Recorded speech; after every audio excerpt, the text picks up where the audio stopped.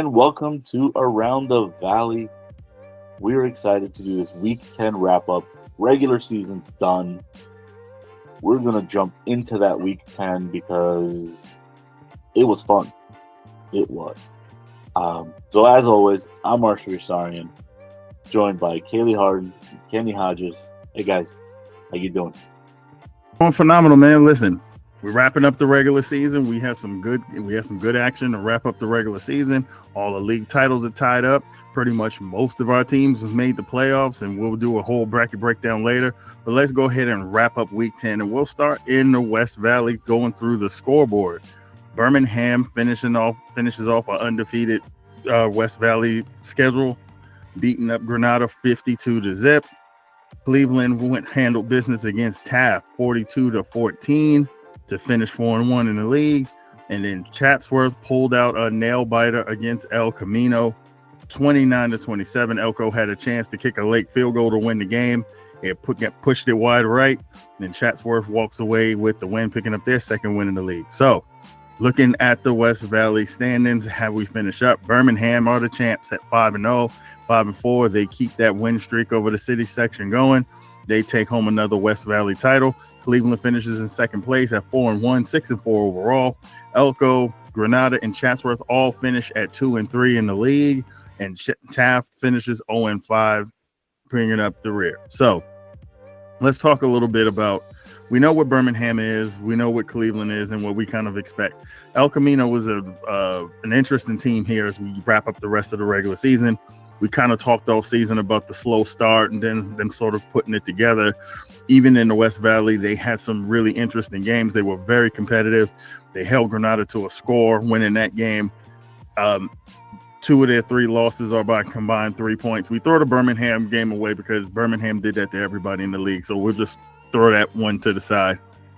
But Elko is an interesting team heading into the postseason. When you look at the fact that they were very, very competitive in the West Valley, when you look at the fact that they're sitting in D2 and they probably would have been a D1 team had they won those 2 games that they lost, very close, tight games to Cleveland and Chatsworth.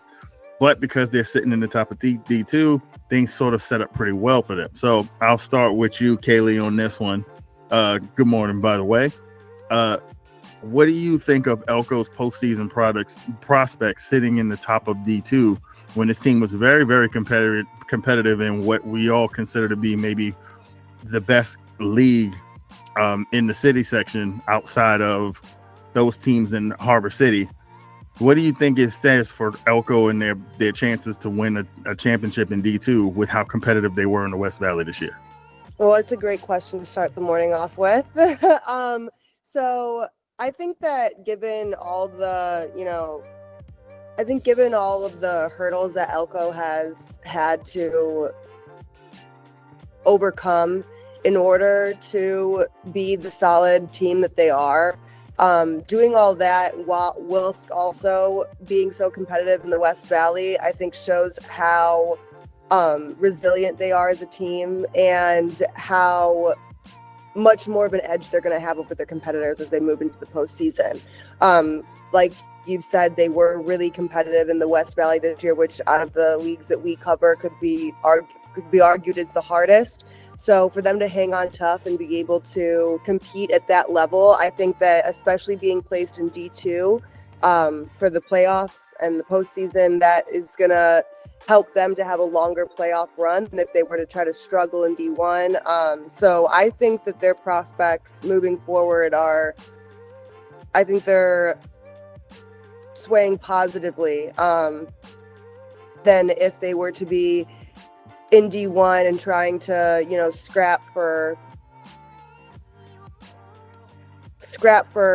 that competitive edge. And I'm excited to see what's to come from them in the next couple weeks, and hopefully they do still have a couple more weeks left in their season. Yeah, for sure. How about you, Arshavir? What do you think of their Elko's postseason prospects sitting in the top of D2? Yeah, I like it. It sets them up for what could be a deep run.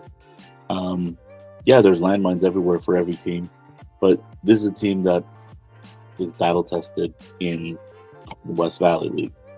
So there's not really too much they haven't seen to that extent. But yeah, I think if they play to their potential, it'll be good. This team is honestly a D1 team that, because of how the season sort of went, ended up in D2, and to be a 2 seed, meaning you're probably going to host a couple of games before maybe having to take on number 1 down the line, the top seed in D2. I think it sets up well for this team. Resilience has been a thing for this team for the last couple of years, and I think that they are in a prime position to kind of show that they've come out the other side of the struggle, and they could be a team that brings home one of those titles. So we'll wrap up the West Valley discussion there. We'll delve more into those West Valley teams when we get into the bracket breakdown. Stay tuned for that. But let's talk about the Valley Mission. So let's go through the scoreboard in week 10. San Fernando goes on the road and wins over Reseda 42-0. A tight one, a heartbreaker for Canoga. They were holding on to thin hope that maybe a second win might have snuck them into D3, but alas, it was not to be. Panorama wins a close one, 16-8 over Canoga Park. And last but not least, Kennedy goes on the road to Van Nuys. It was a tough one. Van Nuys put up a nice battle, but Kennedy comes away with the victory, 32-19. So, looking at the final Valley Mission standings, congratulations again to the Kennedy Cougars. They finished the league 6-0, 8-2 overall. They are the Valley Mission champions. Sylmar goes 5-1. They finish in second place. Van Nuys, San Fernando, and Panorama all finish at 3-3 in the league. Canoga Park finishes at 1-5, 1-9 overall, and Reseda's 0-6 at 1-9. So let's talk about the Valley Mission in general. One of the things that was really interesting about this league this year were some of the surprises, looking at teams like Van Nuys and Sylmar, who maybe outperformed their projections of where we thought they were going to be.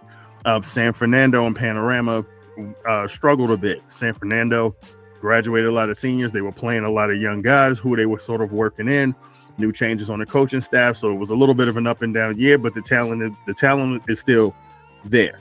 Panorama, there's still some talent there. That team still sort of has their identity, but it's probably going to take a little bit of time for them to sort of build back up to being a team back at the top. But when you look at how this league sort of sets up going into next year, and we'll get into when we do the bracket breakdown, we'll get into the playoffs and how these teams will sort of fare when you're talking about the top 5 teams all are spread across D1, D2, and D3 in the playoffs. So there'll be plenty of representation for Valley Mission come postseason. But really, I want to talk about or focus about 2025, because I look at this league and you talk about, yes, Diego Montez is still going to be there and he's going to be a force to deal with. But you also have San Fernando, who will be returning a lot of talent, young talent who will now have been developed. Panorama was going to return some talent. Van Nuys is going to return a senior quarterback who showed that he's got the chops to play. Sylmar is going to return a lot of talent. So the question that I have, and I'll start with you, Arshavir, this time, going into 2025, is it cut and dry that Kennedy is the favorite, or is there going to be a lot more competition for that league title heading into 2025 with all the talent that's going to be returning in this league? Well,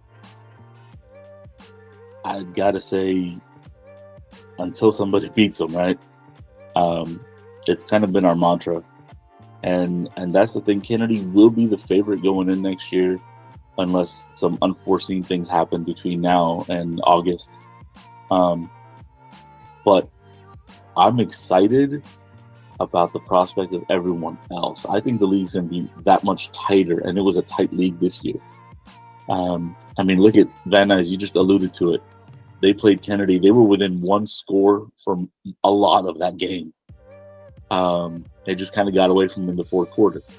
So there's a lot to like about the Valley Mission, and yeah, I'm excited for it. Okay, Kaylee, I'll rephrase the question for you this way. If I gave you $100 right now, and I said, hey, you got to put your money on Kennedy or the field next year to win that bet, where are you going? Are you going with Kennedy, or are you looking at all that talent that might be coming back for some of these other programs and think that maybe one of those teams might have a chance to sort of knock them off? Which way would you lean, Kennedy or the field? So starting at the beginning of the season, I would have told you that I would have put my money on Kennedy, and my predictions have been pretty spot on this season, I would say. If I go back and watch a lot of the things I've said, they've all kind of panned out the way that I said they would. And so I'm gonna keep that bet, and I'm gonna hold true to, you know, what I foresee in my little magic 8 ball. So yeah, I'd put my money on Kennedy. Yeah, I don't blame. I don't blame either one of you. I think they've exhibited enough dominance over the last few years. Obviously, I mean, they've obviously graduated kids and had to, you know, adjust for the creeping talent that's come up in the other programs within their league, and they've also had to adjust for losing some of maybe their own talent. They still have Diego Montez, obviously, but there's other ways in which they've had to shuffle people around and make things work around the team that they do have. Obviously, they can do that. It's been a few years that they've been really performing, and I think that it's going to continue. I don't see it stopping now.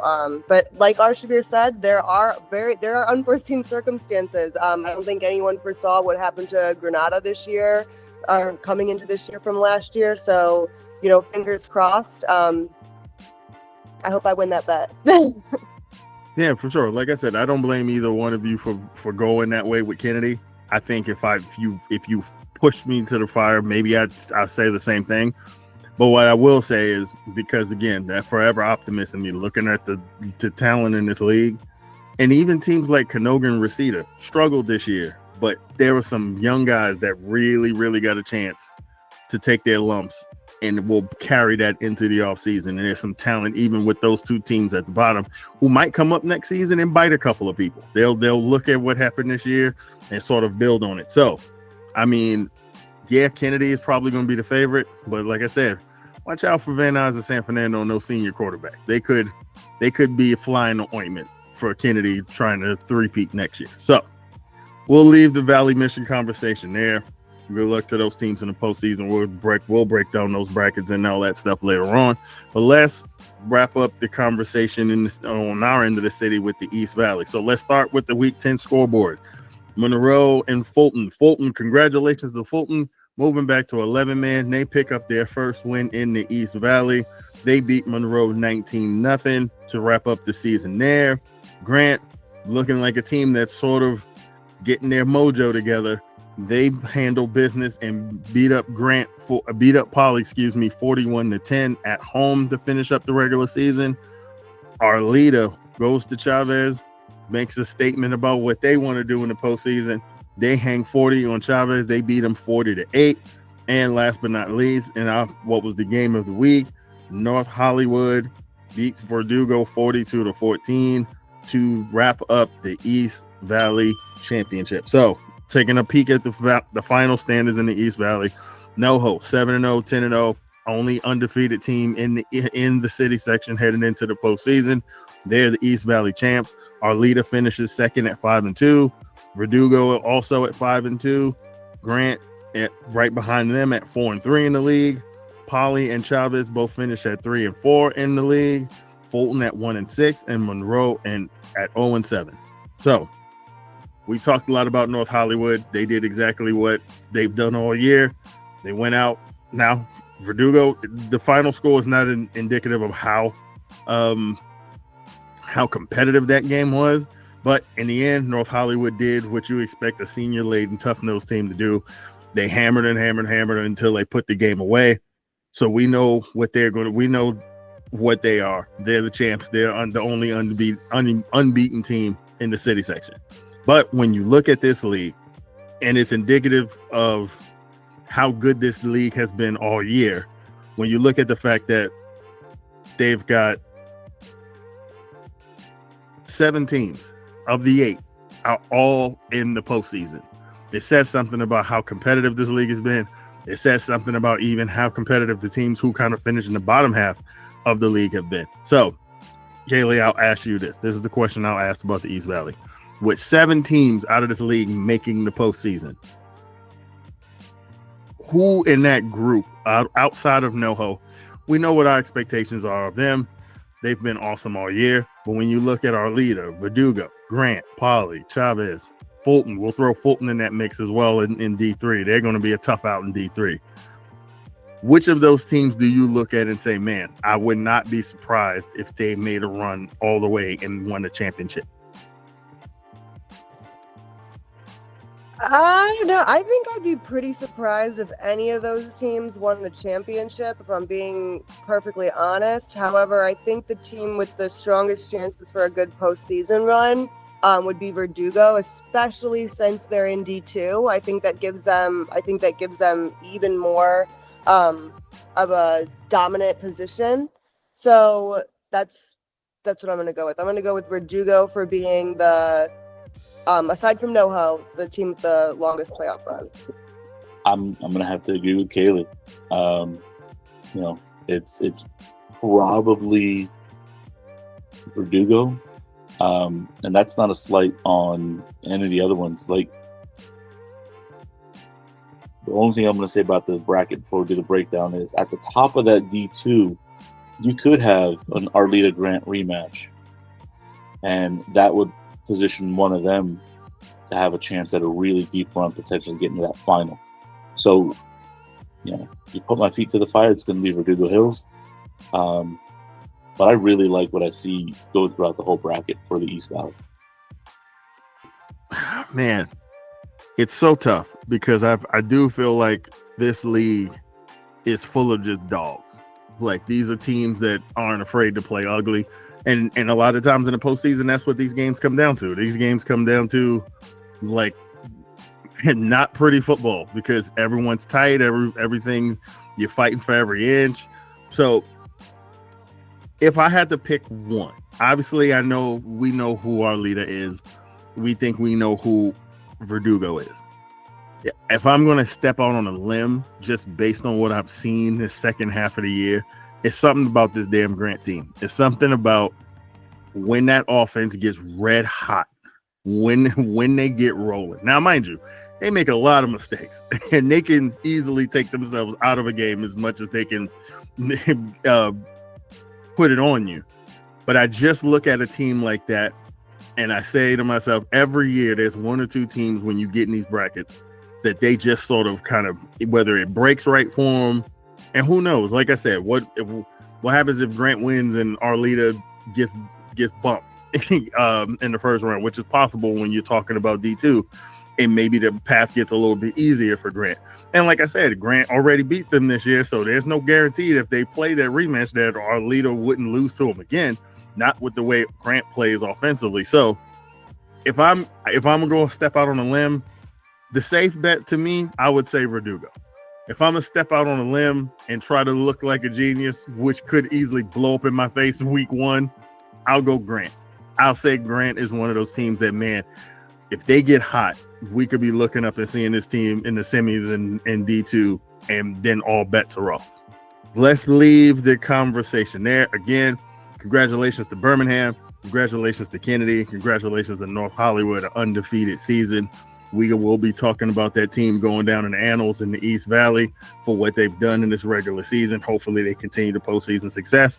But before we wrap everything up, let's look at the Southern section. We always pay a little attention to our brothers from the Southern section. And let's look at the scores as they wrap up. Sierra Canyon goes on the road. Classic game, down 17-7 at half. They come back in the second half and take the Mission League away from Sarah. 21-20 was the final score there. Chaminade wraps up the season with their second win in a row. They beat Bishop Amat 38-35. Notre Dame goes on the road and wins a close one against Loyola 35-34. Alamany drops their final regular season game at Paraclete 42-21. St. John's, they finish off a tremendous season with a win on the road at Bosco Tech 51-zip. Burbank takes the rivalry over Burroughs 42-21. Calabasas wraps up the season with a win 37-28 over Westlake. Viewpoint drops their regular season finale against Brentwood 34-zip. Crespi loses their regular season finale 30-27, a close one against St. Anthony. Village Christian, an up and down season, a little bit more down here to wrap up the regular season. They lose 55-zip to Aquinas, who I think went on to win the league championship, if I'm not mistaken. I don't have it in front of me. Capistrano Valley, they beat Heritage on the road at home Heritage loses at home 42-21 to Capistrano Valley. And last but not least, Crescenta Valley wraps up the regular season on a high note with a win, 34-19 on the road at Arcadia. So congratulations to all of our Southern Section teams that for making the postseason. For the most part, pretty much all of our teams are in, which is not that hard to do in the Southern Section when there's like 30,000 divisions. But good luck to all those teams in the postseason. So, you know me, I like to start trouble. I like to stir up trouble with you guys. And one of the things that's exciting because of all the success that our teams have had this season is we got a lot of teams in the postseason. And not only do we have a lot of teams in the postseason, but because it has been a successful season for a lot of our teams, we got a lot of teams that ended up being top seeds across the playoff divisions that get started this weekend. Obviously, Birmingham is going to be in the open, but they don't get started until next weekend. But across D1, D2, and D3, we have a lot of matchups with a lot of our teams playing home games.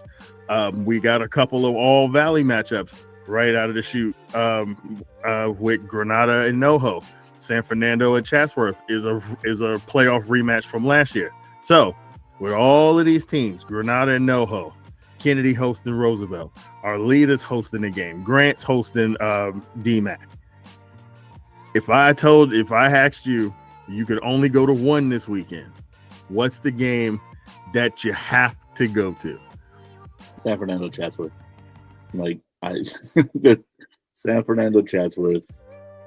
There's so many games I want to go to, but I don't hesitate at that one being the one if I have to pick just one. Yep. All right, Kaylee, what you got?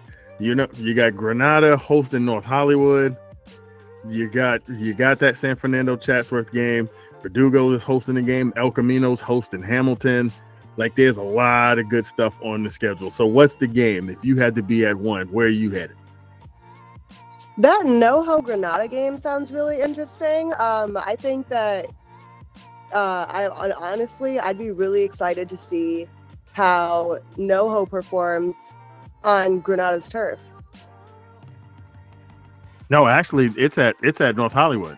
Oh, it's at North Hollywood. Mm-hmm. Oh, Granada's even more exciting. North, Well, yeah. Well, in that case, because given where these teams stood 12 months ago, I think that there's a really interesting position that they're both in now, and I would be really excited to see what kind of game NoHo is able to have against Granada. And the thing is, too, there's some really interesting ones, right? Van Nuys, I think, is really dope. That, a sign of how that program is turned around. They get to host a playoff game at home against Contreras. That could be a tricky one, though. Then a 7-10 matchup. Fulton hosting a playoff game is really interesting. Their first year back from 8-man. It says a lot about where that program's going, that they not only were able to step in and make the postseason, stepping back in 11-man, they get to host the game. That's cool. Just the atmosphere, the vibes for that one, the vibing, I would love to be there. Man, even Verdugo and Lincoln, that's an interesting one just because 6-11 matchup, you never know. But I kind of got to agree with Kaylee because, again, as we always talk about, I like fist fights. And boy, if there was ever a football game that said fist fight written all over it, it's that damn Veer going up against that stingy North Hollywood defense. We saw what they did against El Camino earlier this year. That team is for real. Defensively, they are for real. But we also know that Granada is a team that will test how much you like to play football. And I think we know at this point how much North Hollywood likes to play football.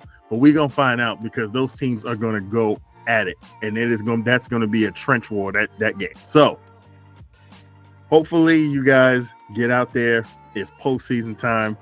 The vibes are crazy right now. We got so many teams with so much potential to really, really make deep runs. We got so many games going in our backyard. I don't even know how the heck we're going to cover them all because there's so much stuff that we all got to try to find a way to be at. So just make sure you get out and support. These kids have worked all season to get to this point.